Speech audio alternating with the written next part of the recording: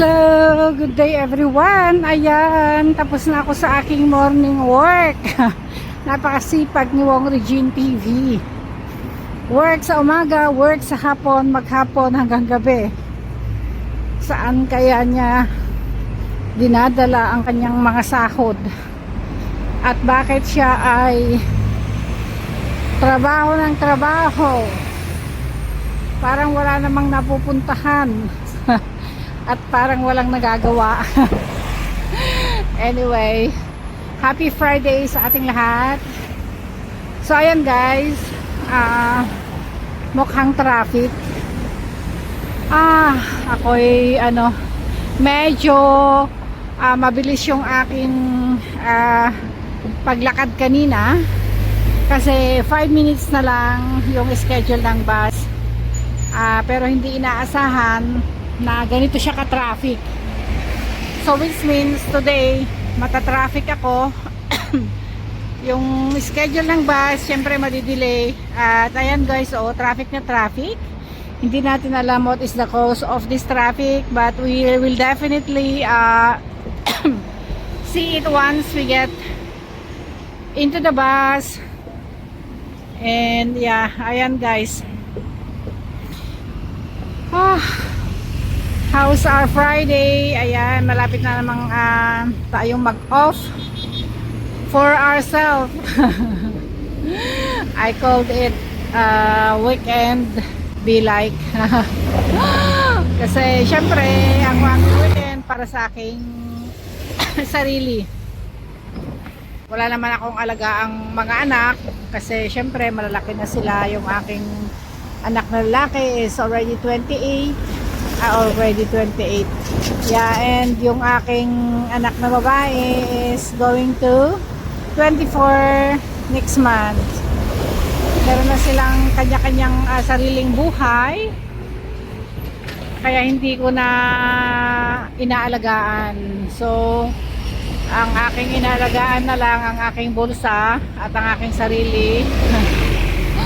Joke. Kaya maraming alagang mga pets sa bahay. Syempre may mga pagong, may Verde Dragon, at doon nauubos ang ating mga rest time minsan. Ayan, nagiba na kasi ang schedule ng trabaho guys. So syempre hindi naman ako yung namimili ng ng time schedule. I mean, I get no choice, di ba? Sa edad natin ganito, and we are in a foreign country. So kung ano yung merong trabaho na suitable to us at may sahod, ayun na lang, 'di ba? Hindi naman ako ang pwedeng mag-adjust sa aking trabaho, kundi syempre anong ibig kong sabihin? Hindi naman yung trabaho ang mag-adjust sa aking schedule o kaya sa aking convenient time, kundi ako ang mag-adjust syempre sa aking trabaho, 'di ba? So ayan guys, syempre bago tayo manood ng ganitong traffic, shout out muna sa lahat ng mga nandito. Thank you for your support, unending support. Thank you guys. Salamat ng marami. Pasensya na kayo minsan, silip-silip lang. Ayan, kasi talagang iba na yung time schedule ko, hindi katulad ng dati. At syempre tumatanda na rin ang tao. Kailangan na rin ng pahinga pag spare time. Meron akong oras guys pag Tuesday and Thursday sa hapon nasa bahay lang ako. Yung kasi fix kasi yung trabaho ko sa gabi, fix kasi yun guys, ng after 6, anytime after 6, kasi meron ako mga susi dun sa 4 na kumpanya. So anytime yon, basta after 6, Monday to Friday. At yung morning ko din ay fix. Ayan. 7 AM to 7, dalawang kumpanya. Yung isa, etong morning is 2 hours. Yung isa mamaya sa eskwela. Sa daycare center is 3 hours. So 5 hours in the morning, fix din ito. And then yung MWF ko, fix din ng hapon lang, 3 hours. Ayun lang, ayun umiikot ang aking Monday to Fridays schedule. Ayan guys, syempre ang pahinga naman at saka yung mga alaga kaya super busy. Ayan. Ayan guys, super ano pa rin, traffic pa rin. Ayun, nakita ko na, nasilip ko na yung bus number 16 na aking sasakyan. Ayun, nakita ko na yung pang third bus. So makikita natin what is the cause of this traffic. Hindi na masyadong traffic, medyo umuusad na ng medyo mas mabilis compare kanina, although na traffic pa rin guys, kasi syempre nakikita dito, dapat nakikita yung mga ganyang karami ng ano at saka medyo ang takbo is hindi gaanong kabilis. Doon sa ilalim na line na yun siguro ang